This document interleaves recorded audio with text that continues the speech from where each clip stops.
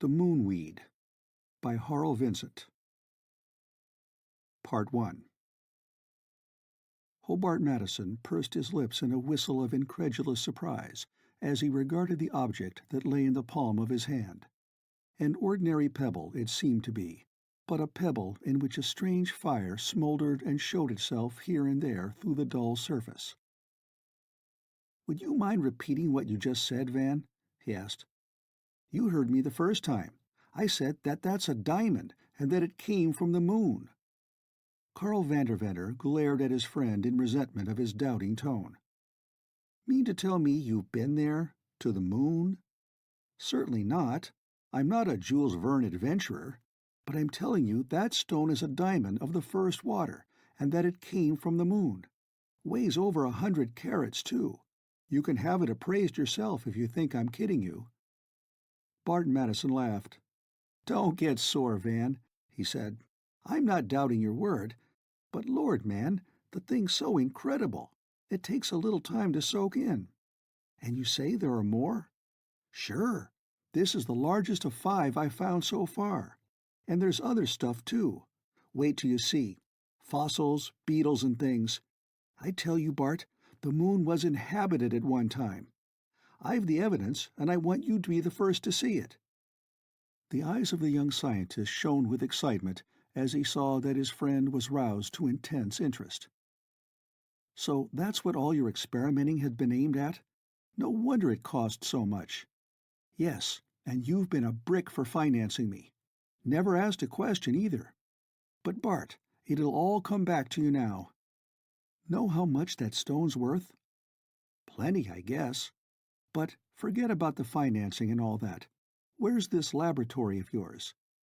Madison had pushed his chair back from his desk and was reaching for his hat. "Over in the Ramapo Mountains, not far from Tuxedo. I'll have you there in 2 hours. Sure you can spare the time to go out there now?" Vanderventer was enthusiastically eager. "Spare the time? You just try and keep me from going."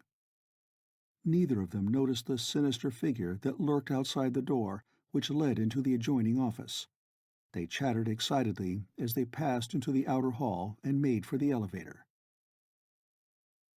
Vanderventer's laboratory was a small domed structure set in a clearing atop the mountain and well hidden from the winding road which was the only means of approach. Though Bart Madison, who had inherited his father's prosperous brokerage business, had financed his friend's research work ever since the two left college, this was his first visit to the secluded workshop, and its wealth of equipment was revealed to him as a complete surprise. He had always thought of Van's experiments as something beyond his ken, something uncanny and mysterious. Now he was convinced. The most prominent single piece of apparatus in the laboratory was a 12-inch reflecting telescope, which reared its latticed framework to a slit in the dome overhead. Paralleling its axis and secured to the same equatorial mounting was a shining tube of copper which bristled with handwheels and levers and was connected by heavy insulated cables to an amazing array of electrical machinery that occupied an entire side of the single room. "Regular young observatory you've got here, Van," Bart commented when he had taken all this in one sweeping glance of appraisal. "Yeah, and then some. Not another like it in the world." Van was busying himself with the controls of his electrical equipment, and a powerful motor generator started up with a click and a whir as he closed a starting switch. Madison watched in silence as the swift-fingered scientist fussed with the complicated adjustments of the apparatus, and then turned to the massive concrete pedestal on which his telescope was mounted. At his touch of a button, the instrument swung over on its polar axis to a new position. The slit in the dome was open to the afternoon sky, revealing the lunar disk in its daytime faintness. "You can see it just as well in daylight?" Bart asked as his friend peered through the eyepiece of the telescope and continued his adjustments. "Sure. The surface is just as bright as at night. Doesn't seem so to your eye, but it's different through the telescope. Here, take a look." Bart squinted through the eyepiece and saw a huge crater with a shadowed spire in its center. Like a shell hole in soft earth it appeared, a great splash that had congealed immediately it was made. The crosshairs of the eyepiece were centered on a small circular shadow near its inner rim. "That," Van was saying, "is a prominent crater near the Mare Nubium. The spot under the crosshairs is that from which I have obtained the diamonds, and other things. Watch this now, Bart." The young broker straightened up and saw that his friend was removing the cover from a crystal bowl that was attached to the lower end of the copper tube that pointed to the heavens at the same ascension and declination as the telescope. The air of the room vibrated to a strange energy when he closed a switch that lighted a dozen vacuum tubes in the apparatus that lined the wall. "You say you bring that stuff here with a light ray?" he asked. "No, I said with the speed of light. This tube projects a ray of vibrations, like directional radio, you know, and this ray has a component that disintegrates the object it strikes and brings it back to us as dissociated protons and electrons, which are reassembled in the original form and structure in this crystal bowl. Watch." A misty brilliance filled the bowl's interior. Intangible, shadowy forms seemed to be taking shape within a swirling maze of ethereal light that hummed and crackled with astounding vigor. Then, abruptly, the apparatus was silent and the light gone, revealing an odd object that had taken form in the bowl. "A starfish," Bart gasped. "Yeah, and fossilized." Van handled it to him, and he took it in his fingers gingerly, as if expecting it to burn them. The thing was undoubtedly a starfish, and of light, spongy stone. Its color was a pale blue, and the ambulacral suckers were clearly discernible on all 5 rays. "Lord, you're sure this is from the moon?" Bart turned the starfish over in his hand and gazed stupidly at his friend. "Certainly, you nut. Think I had it up my sleeve? But here, watch again. There's something else." The crackling misty light again filled the bowl. "Suppose," Bart ventured, "you bring in something large, big as a house, let's say. What would it do to your machine?" "Can't. The ray'll only pick up stuff that'll enter the bowl. Look, here's the next arrival."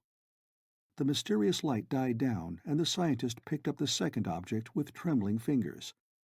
It was a knife of beautiful workmanship, fashioned from obsidian and obviously the work of human hands.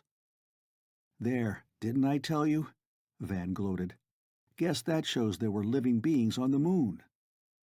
He made minute changes in the adjustment of his marvelous instrument, and Bart watched in dazed astonishment as object after object materialized before their eyes. There were fragments of strange minerals, more fossils, marine life mostly, a roughly beaten silver plate, 3 diamonds, none of which was as large as what Van had taken to New York, but all of considerable value. "This'll be something for the papers, Van." Bart Madison was visioning the fame that was to come to his friend.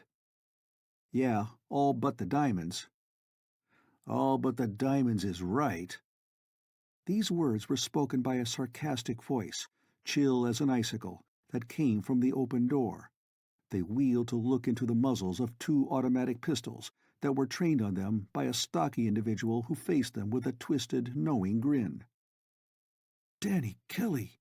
Bart gasped, raising his hand slowly to the level of his shoulders. He knew the ex-army captain was a dead shot with a service pistol, and a desperate man since his disgrace and forced resignation. "What's the big idea?" he demanded. "You don't need to ask. Refused me a loan this morning, didn't you? Now I'm getting it this way." Kelly turned savagely on Van, prodding his ribs with a pistol. "Get 'em up, you," he snapped. Van had been slow in raising his hands, gaping in stupefied amazement at the intruder. Now he reached for the ceiling without delay. "You'll serve time for this, Danny," Bart shouted. "Shut up. I know what I'm doing. And back up, too." "Where?" "No, the other door." Kelly was forcing them toward the door of the cellar at the point of one pistol as he kept Van covered with the other. Bart clenched his fist and brought it down in a sudden sweeping blow that raked Kelly's cheek and ear with stunning force. But the gunman recovered in a flash, dropped the muzzle of his pistol, and pulled the trigger. Drilled through the thigh, Bart staggered through the open door and fell the length of the stairs into the darkness of the cellar. Kelly laughed evilly as he slammed the door and turned the key. "Hold it, you!"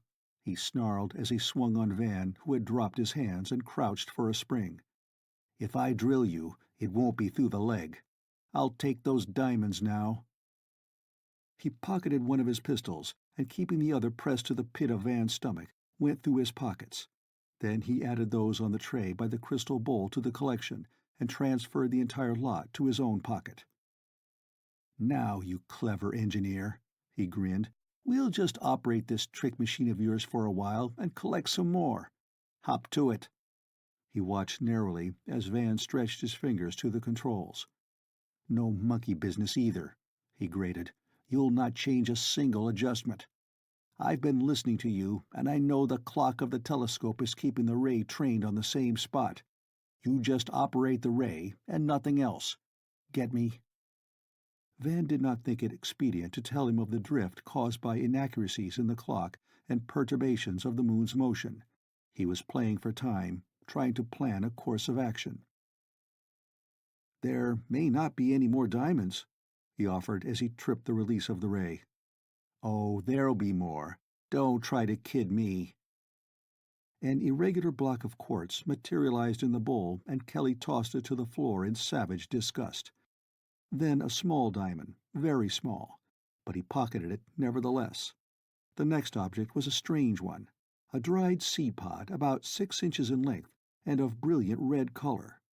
The ray had shifted to a new position on the lunar surface.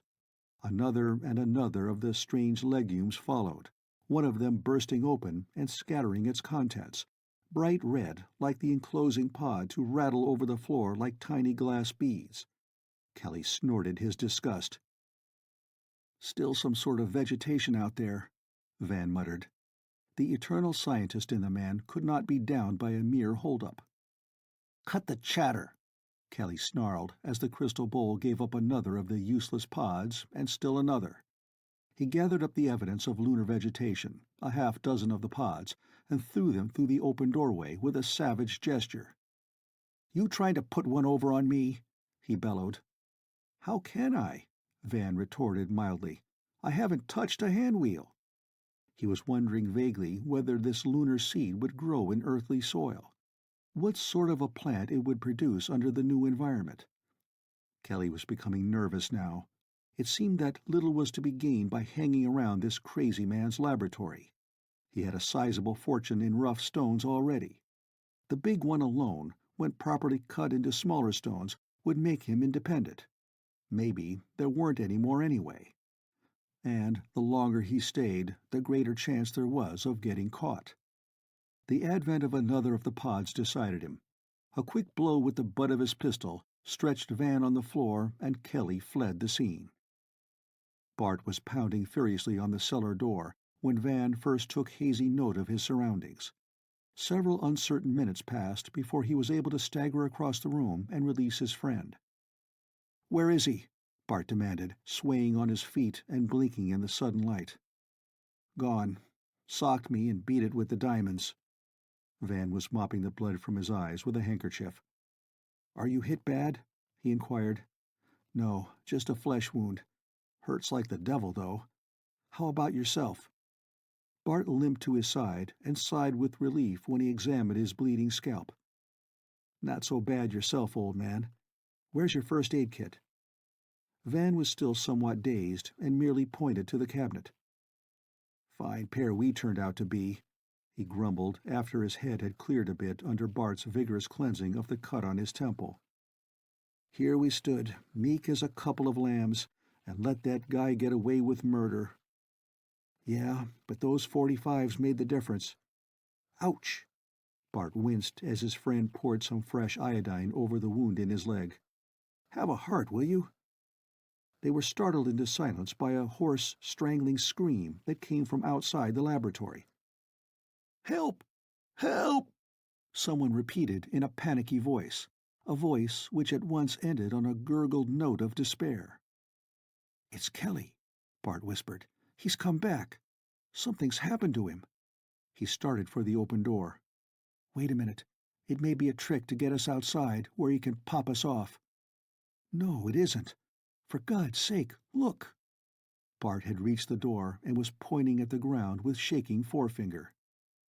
The entire clearing seemed to be alive with wriggling things, long, rubbery tentacles that crawled along the ground, reaching curling ends high in the air, and had even started climbing the trees at the edge of the clearing. Blood red they were, and partially transparent in the light of the setting sun. Growing things, attached to their thick ends to swelling mounds of red that seemed anchored to the ground. Translucent stalks rose from the mounds and sprouted huge buds that burst and blossomed into flaming flowers a foot in diameter, then withered and went to seed in a moment of time. But always the weaving tendrils shot forth with lightning speed, reaching and feeling their uncanny way along the ground and over tree stumps into the woods. One of them emerged from a hollow stump with its slender end coiled around the tiny body of a chattering gray squirrel. "The moonflowers!" Van cried. "What do you mean, moonflowers?" "Dried seed pods. They came over into the bowl, and Kelly threw them out. Now look at the damn things. They're alive!" Kelly's voice came to them once more from behind the barrier of rapidly growing vegetation. "Help!" he screeched. "I'll give back the diamonds, anything! Only get me away from the things!" "Ought to let 'em get him," Van growled. Bart shivered. "Too horrible, Van. Got an axe or anything?" "There's a hatchet around back. Maybe we can—" But the young broker had scuttled around the corner of the building, and Van looked after him anxiously.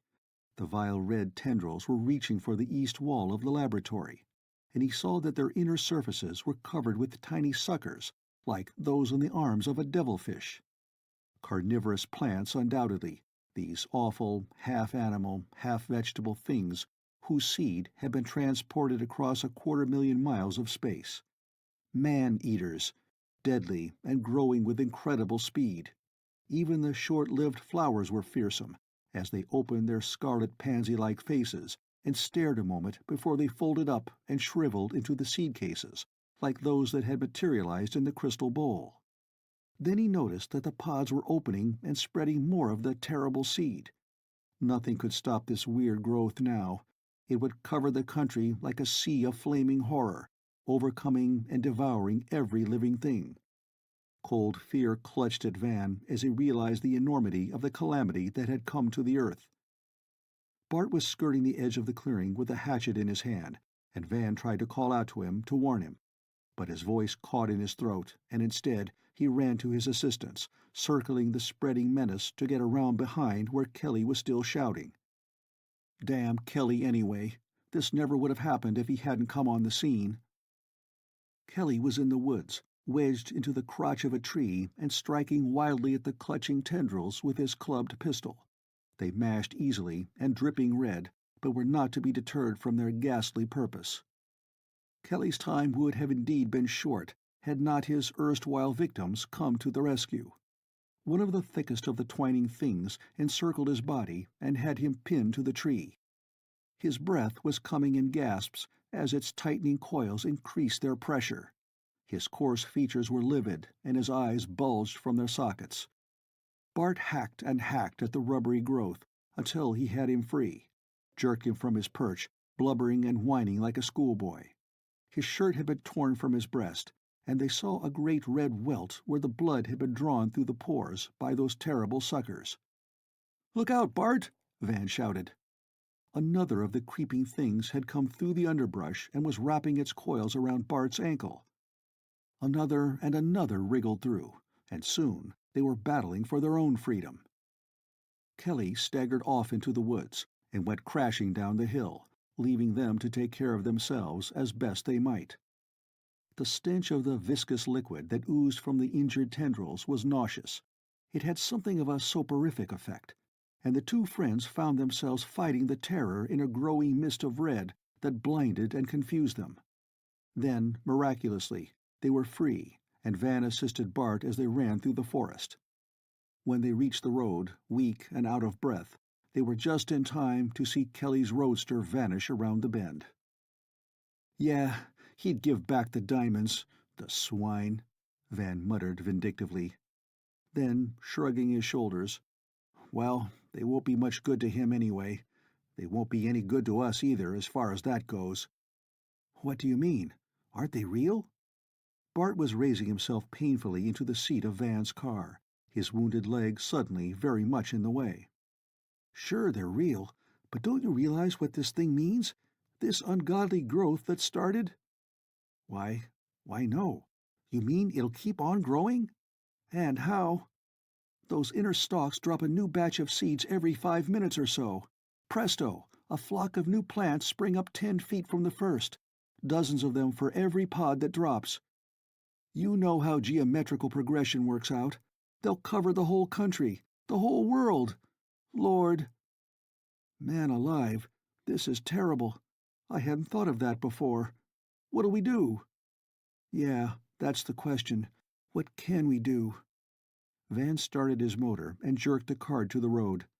"First off, we're going to get away from here, fast." Bart gripped his arm as he shifted into second gear. "Look, Van," he babbled. "They're out of the woods already, loose. The red snakes are loose from their stalks. They're alive, I tell you." It was true. Several of the slimy red things were wriggling their way over the macadam like great earthworms, but moving with the speed of hurrying pedestrians. Free and untrammeled by the roots and stems of the mother plants, they had set forth on their own in the search for beings of flesh and blood to destroy. Millions of their kind would follow, billions. In sudden panic, Van stepped on the gas.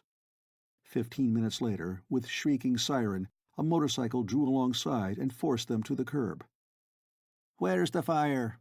the sarcastic voice of a stern-visaged officer demanded, when Van had brought his car to a screeching stop. 75, the speedometer had read but a moment before. "It's life and death, officer," Van started to explain. "We must get to the proper officials to warn the—" "Ah, tell it to the judge. Come on now, follow me." "But, officer, there's death on its way from the hills, I tell you. Red, creeping things that'll be here in a couple of hours." "Get away from that wheel. I'll drive you in myself. You're full of applejack." Bart had opened the door on his side and was limping his way around the back of the car. This was serious. They had to get away. Had to spread the word in a way that would be believed before it was too late. The officer was tugging at Van's arm, astonishment and black rage showing in his weather-beaten countenance. Speeding, drunk, resisting an officer. They'd never get out of this mess. A swift uppercut interrupted the proceedings. Bart's leg was numb and stiff, but his good right arm was working smoothly and with all its old-time precision. His second punch was a haymaker. With his full weight behind it, it drove straight to the chin and stretched the officer on the concrete. Thoughtfully, Bart removed his pistol from its holster before scrambling in at Van's side. "Boy, now we're in for it," he gasped. "And we might as well make a good job while we're at it." Van let in his clutch with a jerk, and again they were breaking all traffic regulations. Part 2. It was dusk when they roared in through the gate at the Rockland County Airport and pulled up at the hangar office. Van rushed in, shouting for Bill Peterson, and Bart followed. A slender, fair-haired youth in rumpled flying togs greeted them. "Bill, my friend Bart Madison," Van blurted without pausing for breath. "Listen, we've got to have a plane right away. Got one with a radio?" "Yes, but what's all the rush? Where are you going?" "Albany, right away. Make it snappy, will you?" "Sure, but what's it all about?" Young Peterson was leading them to the field where a sleek monoplane was in waiting as if they had ordered it. "Warm her up, Joe," he called to the mechanic. "Listen, Bill, I never lied to you, did I?" Van asked when they were seated in the plane's cabin. "Not that I know of, but sometimes I've thought you were lying until I saw with my own eyes the things you had told me about. What is it this time?" "Death and destruction, coming down out of the Ramapos. We've got to warn the country. Plants, Bill, squirmy, red plants with long feelers that can twist around a man and devour him. Half animal they are, and the feelers break loose and crawl by themselves, multiplying like nothing you ever saw, millions of them in an hour." "What?" Peterson stared incredulously as his motor roared into life. Then he gave his attention to the business of taking off. He jerked the thumb of his free hand toward the radio. Van's expert fingers manipulated the switches and dials of the portable apparatus, and its vacuum tubes glowed into life. 2BXX calling 2TIM, he droned into the microphone. Who's that? Bart asked.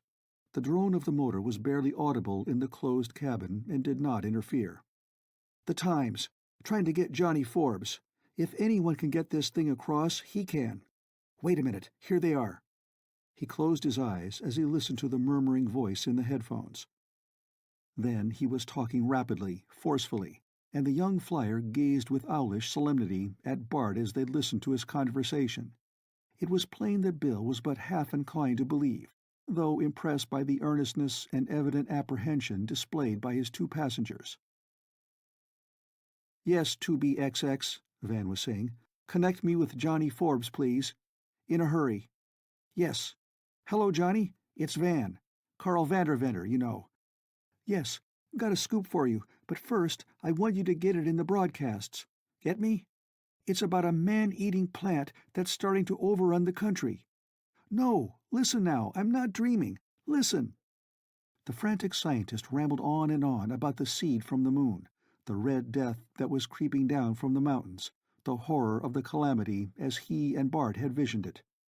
Then, with a sudden note of despair, his voice trailed off into nothingness, and he turned a drawn white face to his two friends. Laughed at me. Hung up on me, he groaned. Good God, we've got to do something, quick. Be in Albany in an hour, the pilot suggested. What you going to do there? He believed now. His expression of horror showed it. See the governor. But man, it's an hour wasted. We must stir up the country, get the word to Washington, everywhere. It might be possible to fight the thing some way if we can mobilize state and national resources quickly enough. Bill, Bart, what can we do? The plane sped on through the night under control of her gyropilot as the three men racked their brains for a solution of the problem. If a hard-boiled newspaper man would not believe the story, who could? I've got it, Bart shouted suddenly. Can either of you pound a key? Code, I mean? Sure, I can. Then what? Peterson returned. Fake an SOS. Don't you see? All broadcasting has to stop, and every ship at sea, every airliner in this part of the country will be listening, standing by. Give 'em the story in code. Let 'em think we're in a ship from the moon, captured by Lunarians who are here to destroy the world with this weed of theirs, anything. Make it as weird as possible. Most everyone will think it's a hoax, but there are 10,000 kids, amateurs, who'll be listening in. Somebody'll believe it, and believe me, there'll be some investigating in the neighborhood of the growth in no time.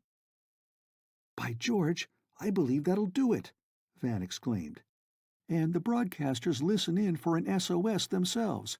Got to, you know, so they know when to start up again. Some smart announcer will tell the story, maybe even believe it. The trick will work, sure as shooting. The pilot glanced at his instruments and saw that the automatic gyro apparatus was functioning properly. Then he moved over to the radio and threw the switch that put the key in circuit instead of the microphone. Rapidly, he ticked off 3 dots, 3 dashes, and again 3 dots that spelled the dread danger signal of the air. Over and over he repeated the signal, and then he listened for results. It worked, he gloated after a moment. They're all signing off, the broadcasters. The Navy Yard in Brooklyn gives me the go-ahead. He pounded out the absurd message with swift fingers, pausing occasionally to ask a pertinent question of Van or Bart. At Van's request, he added a warning to all residents of New York State west of the Hudson River and of northern New Jersey to flee their homes without delay. He even asked that the message be relayed to the governors of the 2 states, and that Governor Perkins of New York be advised that they were on their way to Albany to discuss the situation. But he balked at the story of the Lunarians, telling instead the equally strange truth regarding the origin of the deadly growth, and adding the names of Van and Bart to lend authenticity to the tale.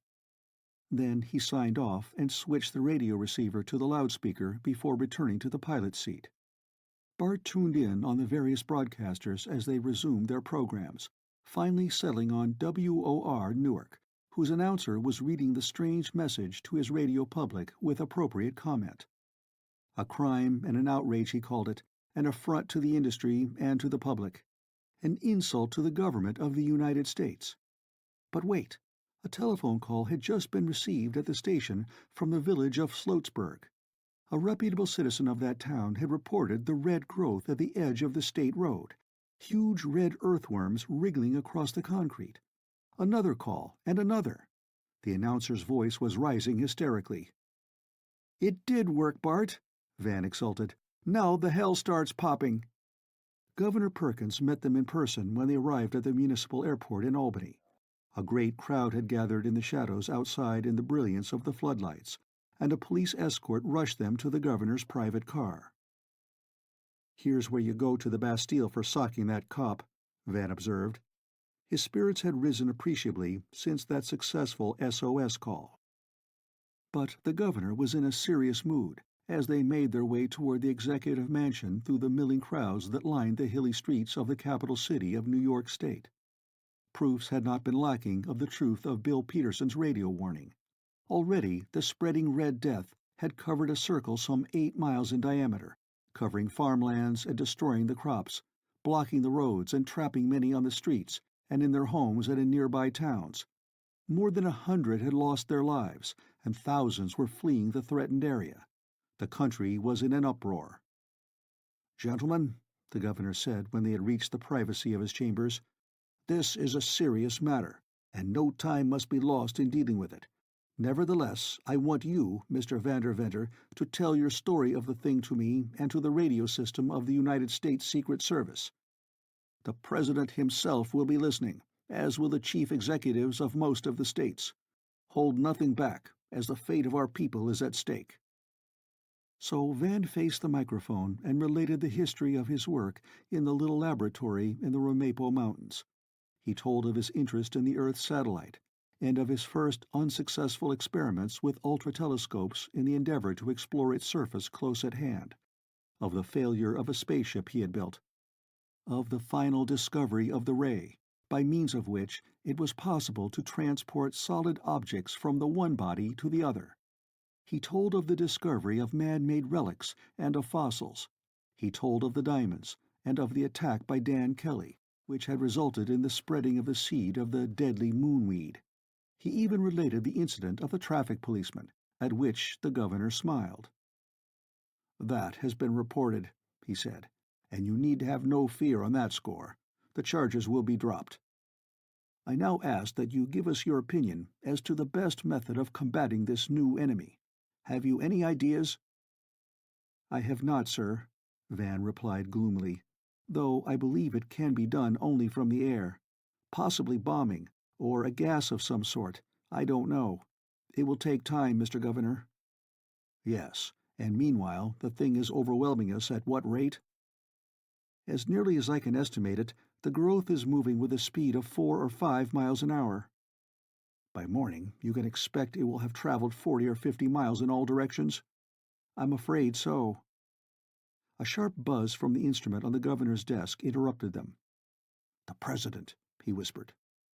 "That is enough, Governor," came the husky tones of President Alford's voice. "I shall communicate with Secretary Makeley at once. All available Army bombing planes will be rushed to the scene. You, sir, will mobilize the militia, as will the governors of the other states.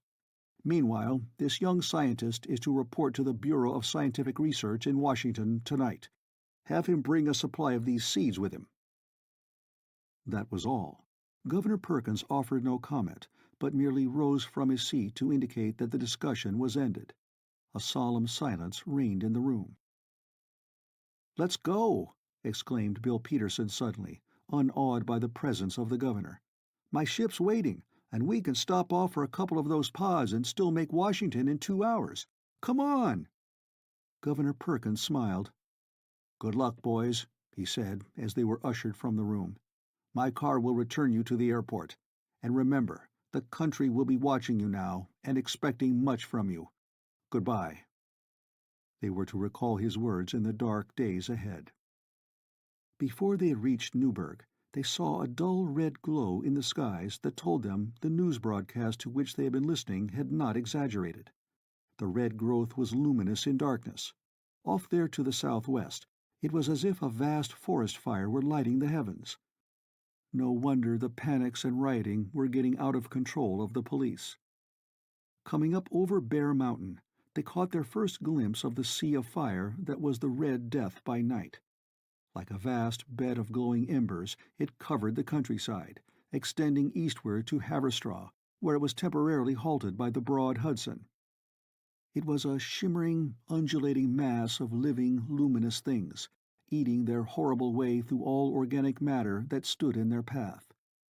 Writhing, squirming, all-absorbing monsters that sent out an advance guard of independent snake-like tendrils to capture and hold for the lagging mother plants whatever of livestock and humanity they were able to find. "Think they'll get over the river, Van?" Bart asked. "Sure they will. Every fugitive who had a narrow escape after being in contact with these things is a potential carrier of the seed. I found several of them sticking to my clothing after we got away. I picked a couple off your coat, but didn't tell you." "Lord, what did you do with them?" "Put them in the ash receiver in my car, like a fool. Wouldn't have to go down for more if I'd kept them." "Well, it can't be helped now. We'll have a job getting some down there now, too." "I'll say so." Van lapsed into gloomy silence. They were over the landing field above Tompkins Cove, and Bill turned on the siren, whose raucous shriek operated the mechanism of the floodlight switches by sound vibrations. The field sprang into instant illumination, and they circled it once before swooping to a landing. They were but a mile from the advancing terror. The field was deserted, and the three men started off immediately in the direction of the oncoming weed. "We'll have to make it snappy," Van grunted. "We've got about 12 minutes to get the pods and get back to the ship. The damn things will be here by that time." They scrambled over fences and pushed through thickets. The lighted windows of a deserted farmhouse were directly ahead, and they ran through the open gate and across the fields. Ever the glow of the weed grew brighter. A terrified horse galloped wildly past them and crashed into the fence, whinnying piteously as it went down with a broken leg. They could see the red rim of the advancing horror just beyond the road. One of the detached tendrils slithered past, each glowing coil distinctly visible. "Lucky the things can't see," Bart shuddered. "Yeah," said Van.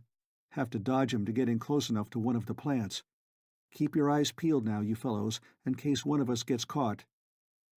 A terrific explosion rocked the ground. They had paid no heed to the roaring of motors overhead. The bombers were on the job. Shooting skyward, a column of flame not 100 yards from them showed where the high explosive had landed in the red mass.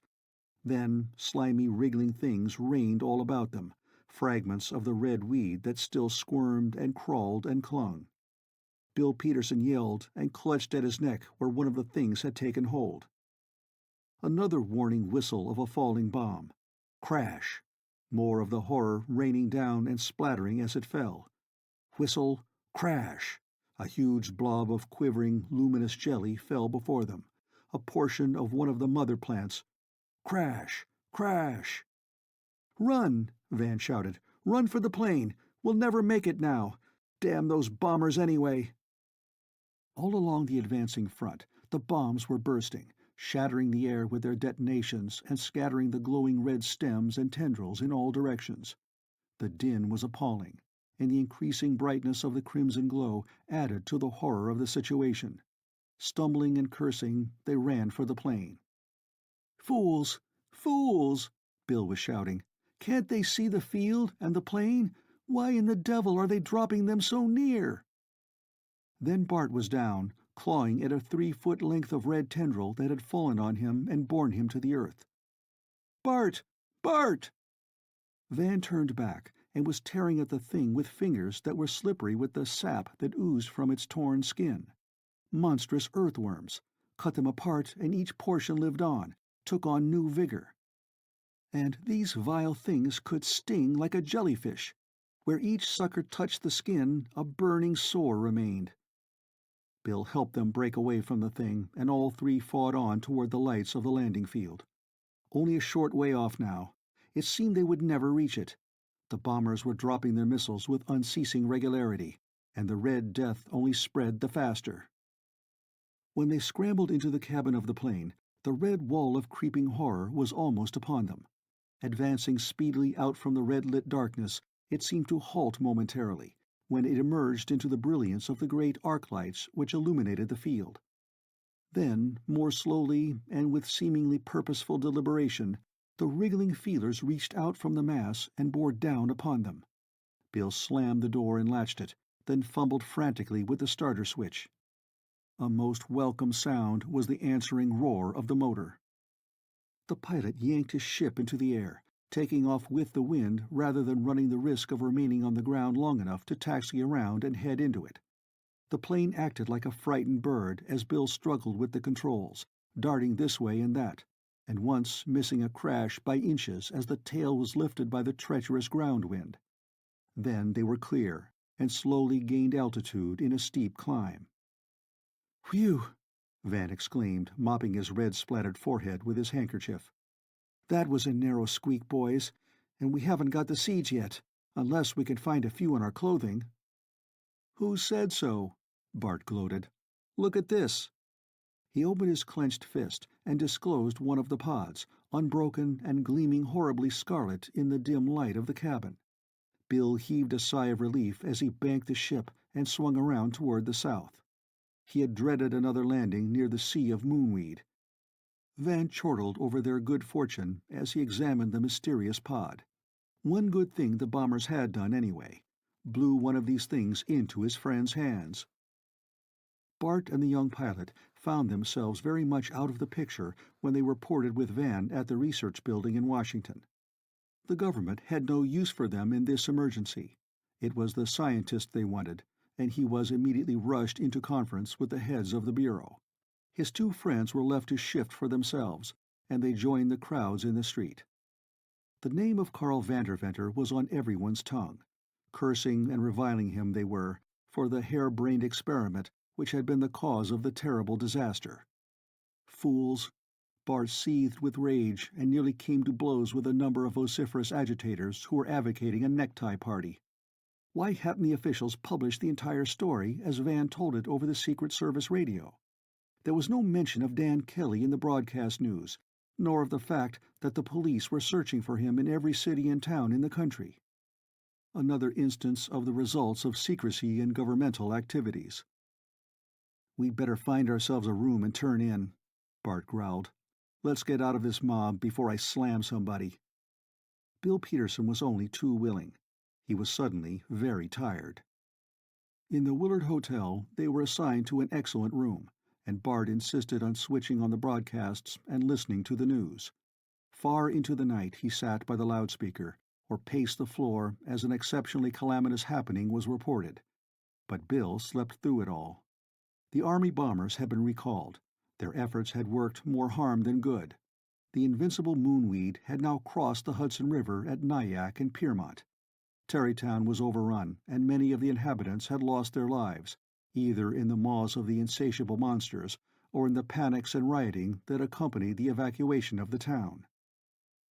New Jersey was covered as far south as New Brunswick, and west to Phillipsburg and Belvedere. At Mauch Chunk, the contents of 20 oil tanks had been diverted to the Delaware River, and the floating oil film was proving at least a temporary protection to a considerable portion of the state of Pennsylvania. In New York State, the growth had buried hill and valley, town and village, as far as Monticello, and along the Hudson extended as far north as Kingston. At Poughkeepsie, on the opposite side of the river, frantic householders had armed themselves with rifles and shotguns, and were killing off all refugees who attempted to land from boats at that point. But the militia was on guard at the bridges, assuring safe crossing to the thousands who fled the Red Death over these routes. There was no keeping the seed of the moonweed from finding its way east. At some points, fire had been used with considerable success as a barrier, hundreds of acres of forest lands being destroyed in the endeavor to stem the crimson tide. But after the ashes were cool, germination would recur, and the weed would continue on its triumphant way. Acid sprays and poison gas of various kinds had been tried without appreciable effect. The casualty estimates already ran into the tens of thousands. Rumor had it that nearly 100,000 had lost their lives in the city of Newark alone.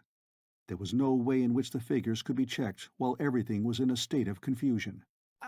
Communication lines were broken, roads blocked, gas and electric supply systems paralyzed, and the railroads helpless. Trains could not be driven through the glutinous, wriggling mass that piled high on the tracks.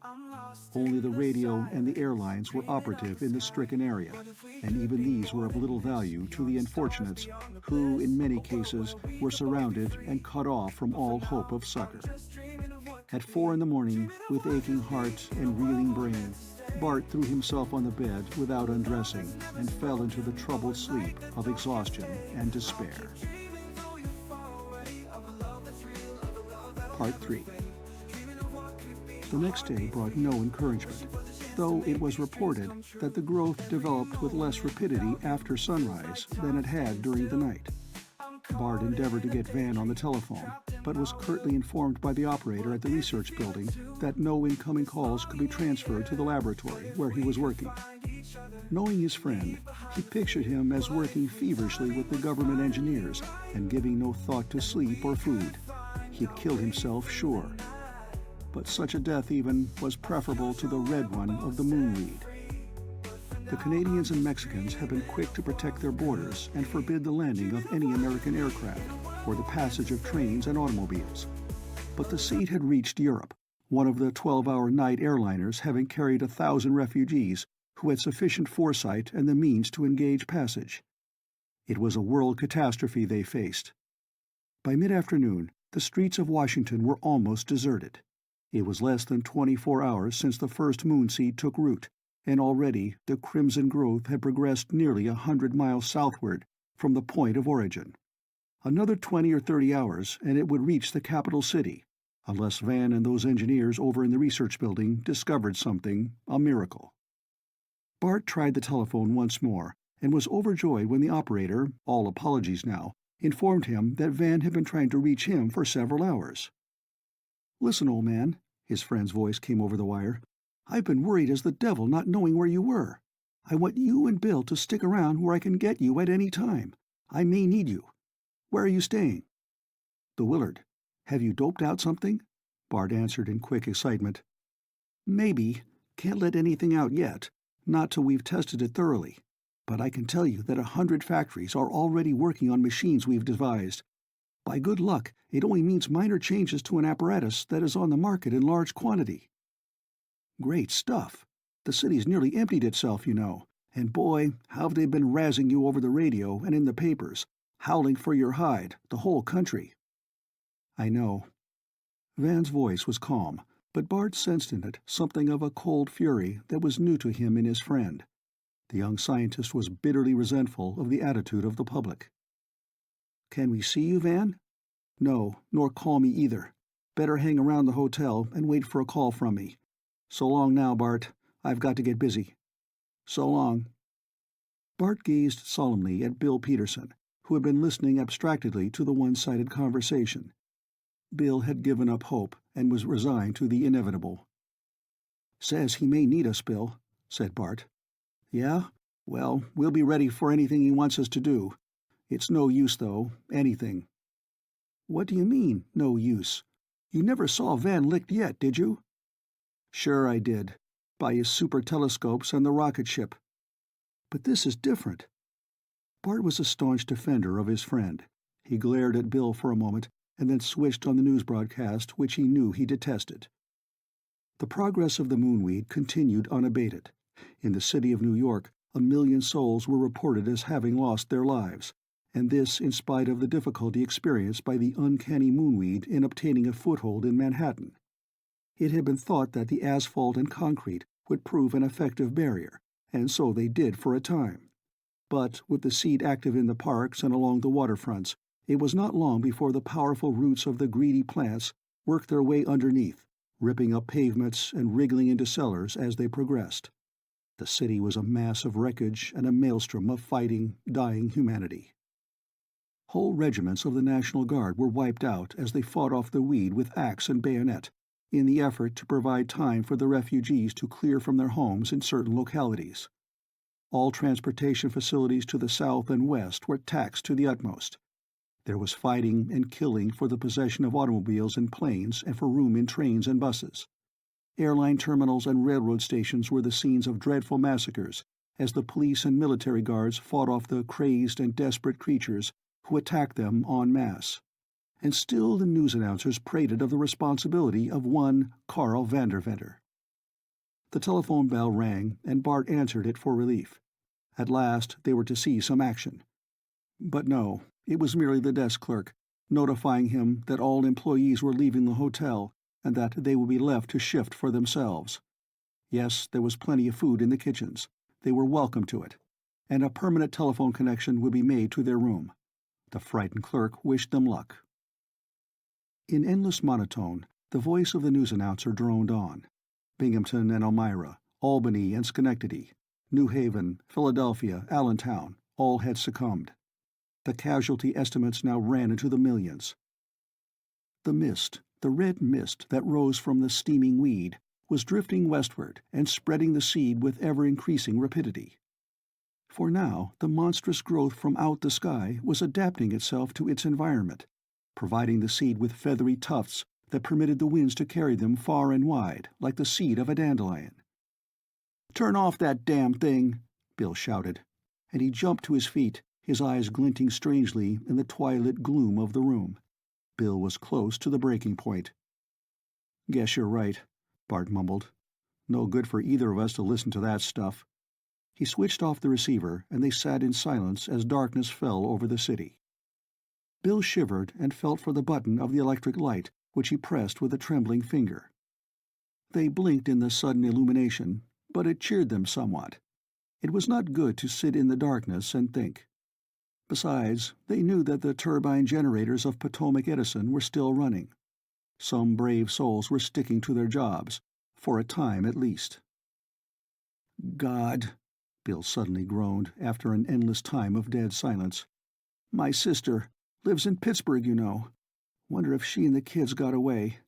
It won't be long before the damn stuff gets there." Bart thanked his lucky stars that he had no family ties. "Oh, they had plenty of warning," he tried to console Bill. "Hours, you know, and the westbound lines are in good shape from there. I wouldn't worry about them if I were you." There was utter silence once more. Even the customary street noises was lacking. Both men jumped nervously when the shrill siren of a police motorcycle sounded in the distance. Bart thought grimly of his fracas with the officer who had tried to arrest Van. How long ago that seemed, and how inconsequential an incident. Their windows faced north, and by midnight they could make out the red glow of the moonweed, that awful band of flickering crimson that painted the horizon the color of blood. The telephone clamored for attention, and Bill stifled a hysterical sob as the terrifying sound broke the eerie stillness. Van was on the way to get them. He had a government car, and they were to go to Arlington for Bill's plane. Then what? He refused to commit himself. They must follow him blindly. Anything was better than this inactivity, though. Bart shouted with glee. "We're going north," Van replied shortly in answer to Bart's question when they entered the official car in front of the hotel. "After Dan Kelly." "After Dan Kelly? Got a line on him?" "Yes. Secret Service reports him in Toronto. The Canucks are after him now, but, by God, I'm going to get him myself." Van was haggard and wan, his eyes gleaming with a fanatical light. The strain had done something to him, something Bart didn't like at all. This was a different Van from the man who had entered his office 2 days previously.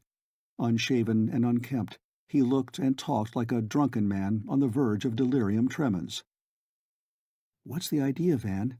he asked gently. "I'm going to get him. I tell you, the scum. It's his fault the whole world's against me. I'll get him, Bart. I'll kill him with my bare hands." So that was it. The combination of grueling labor in the effort to save mankind from the dread moonweed, and bitter censure from the very people he was trying to save, had been too much for Van. He had developed a fixation, unreasoning and murderous. He'd get even with the man who had caused the trouble, and nothing could deter him from his purpose. Bart could see that. Might as well humor him and help him. It made little difference anyway, with the red doom spreading at its present rate. They'd all be victims in a few days. They were speeding through the streets of Washington at a breakneck rate. Van bent over the wheel and, like a demented man, glued his wildly staring eyes to the road. "What about your work?" Bart asked after a while. "Has anything been accomplished?" "Yes and no. They'll be ready to shoot in a few hours. Don't know whether it'll be a complete success or not, but I sneaked away anyhow. This other thing's more important to me right now." "What's the dope? Can you tell us now?" "Sure. I've got one of the machines in the car, and I'll explain when we're on our way to Canada." This wasn't like Van. Never secretive and always in good humor, he was treating his friends like annoying strangers. "You can't land in Canada," Bill ventured as they pulled up at the gate of the airport. "Like hell I can't. You watch my smoke, and let any bloody Canuck up there try and stop me." He was lifting a small black case from the luggage carrier of the car as he replied. Bart silenced the airman with a look. When they had taken off and were well under way, Van opened his black case and set a vacuum tube apparatus in operation. They were nearing the fringe of the glowing sea of red that was the vast blanket of moonweed. It now extended to within a few miles of Baltimore and stretched northward as far as the eye could see. "It was a cinch," Van was explaining. "When I first saw that the growth slowed up under the arc lights at Tompkins Cave, it gave me the glimmering of an idea. Then, on the following day, when we learned that the weed spread more slowly in sunlight, I was convinced. The stuff is dormant on the moon, you know." "Why?" Bart asked breathlessly. "Because there is no atmosphere surrounding the moon, and the sun's rays are not filtered before they reach its surface as they are here. The invisible rays, ultraviolet and such, are present in full proportion, and the moonweed cannot flourish when subjected to light of the higher frequencies. It died out when the moon lost its atmosphere, and only revived on being brought to Earth, probably 1,000,000 times more prolific in our dense and damp atmosphere and rich soil. The thing's a cinch to dope out." "Yeah," Bart commented dryly. Van was now talking, and he could have bitten off his tongue for interrupting him. This machine of Van's was a generator of invisible light in the ultra-indigo range, Van explained.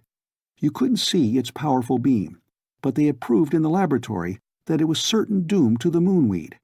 They had grown the stuff from seed in steel cages, and played with it until they were all satisfied. Now would come the final test. 10,000 planes were being equipped with the new generator, which was merely an adaptation of standard directional television transmitters, and tonight these would start out to fight the weed. It was a cinch. Beneath them, the red cauldron seethed and tossed as they sped northward. The crimson blanket of death was steadily covering the country. "Drop to 1,000 feet, Bill," the scientist called, "and then watch below. But don't slow down. We've got to get to Toronto." The ship nosed down and soon leveled off at the prescribed altitude. Van's vacuum tubes lighted to full brilliancy, and a black spot appeared on the glowing surface just beneath them. A black spot that extended into a streak as the plane continued on its way. They were cutting a swath of blackness 50 feet wide through the heart of the growth. "See that?" Van gloated. "It's killing them by the millions. And the best of it is the effect it leaves behind. The soil is permeated to a depth of several inches, and the stuff will not germinate in the spots where the ray has contacted. Oh, it works to perfection." Bill was exuberant. His hopes revived miraculously. He gave his motor the gun and got out of it every last revolution that it could turn up. He must get Van to Canada. Not such a bad idea, this going after Kelly at that. Bart was voluble in his praise, then caught himself short as he remembered that he had doubted Van but a half-hour previously. Doubted him and despaired. Now Van, lapsing into gloomy silence after his triumph, was again thinking of nothing but revenge. The getting of Dan Kelly meant more to him now than the extinction of the moonweed. When they landed at the Toronto airport, they were welcomed with open arms instead of with rifle fire as Bill had anticipated. The news had gone forth. Already 1,000 planes flying over the United States were driving back the sea of destruction. The invisible ray was a success, and the name of Harl Vincent was now a thing with which to conjure, rather than one on which to heap imprecation and insult. Van grimaced wryly at this last bit of news. Dan Kelly? No one at the airport had ever heard of him. Van telephoned into the city, to police headquarters. Yes, they had apprehended the fugitive American at the request of Washington, but he was a slippery customer. He had escaped. Van raged and fumed. Of what use were the congratulations of the night flyers who still loitered in the hangar? Of what consolation the radio reports of the success of the ultra-indigo ray in the States and in Europe? He had come after his man, and he'd failed. Defeat was a bitter pill. The news broadcasts from the States were jubilant, and became increasingly so during the night. The moonweed was being driven back on a wide front, and by morning would be entirely surrounded. There would be no further loss of life, and little more destruction of property. Harl Vincent had saved the day. Van grunted his disgust whenever an announcer mentioned his name. When daylight came, they prepared to return. Little use there was of searching the highways and byways of Canada for the fugitive. He'd simply have to wait until the Canadians were able to get a line on Dan Kelly again. It was maddening, but Bart was glad. The light of reason was returning to his friend's eyes in the reaction. Then there was a telephone call from the city for Van. Police headquarters wanted him. The fanatical glint returned to his eyes when he ran for the hangar to answer the call. Perhaps they had already captured Kelly. And he had an order in his pocket for the man's return to the States. He had been made a deputy, and with Kelly released to him, anything might happen. Something would happen. But the police were reporting the unexplainable reappearance of the moonweed just outside the city limits at a point near Cooksville. Would Mr. Vandervetter be so kind as to fly over there and destroy it before any lives were lost? He would. The growth had covered an acre of ground by the time they reached the spot designated. But it was the work of only a minute to blast it out of existence with the ultra-indigo ray. Van surveyed the blackened and shriveled mass with satisfaction. "Let's land and take a look at it," he said. Bart thought he saw a look of exultation flash over his careworn features. Soon they were wading deep in the blackened remains of the moonweed. The stems and tendrils snapped and crumbled into powder as they passed through. The stuff was done for, no question of that. Bill Peterson yelled and pointed a shaking forefinger at an object that lay in the blackened ruin. It was a human skeleton, the bones bare of flesh and gleaming white in the light of the early morning sun. Van was on his knees, quick as a flash, feeling around the gruesome thing, pawing at the shreds of clothing that remained. Then he was on his feet, his face shining with unholy glee. In his hands were a half-dozen small, smooth objects which looked like pebbles. The diamonds. "I thought so," he exclaimed. "It's Kelly. Only way the seed could have gotten up here. He had some on his clothes and didn't know it. I couldn't get him myself, but anyway, I'm satisfied." He staggered and would have fallen had not Bart caught him in his arms. Poor old Van, nearly killed him, this thing had, but he'd be himself again after it was all over. No wonder he'd gone out of his head with the horror of it, and the blame that had been so cruelly laid on him. No wonder he'd become obsessed with this idea of getting square with Dan Kelly. But now he was content, sleeping like a babe in Bart's arms. Tenderly, they carried him to the plane and laid him out on the cushions in back. They'd let him sleep as long as he could, return him to Washington, where he'd receive his just dues in recognition for his services. Then would follow the work of reconstruction and rehabilitation. Van would glory in that. Bart regarded his sleeping friend thoughtfully as they winged their swift way toward the American border. The harsh lines that had showed in his face during the past few hours were smoothed away, and in their place was an expression of deep contentment. He was at peace with the world once more. Good old Van. What a difference there would be when he awakened to full realization of the changed order of things. What a satisfaction and relief.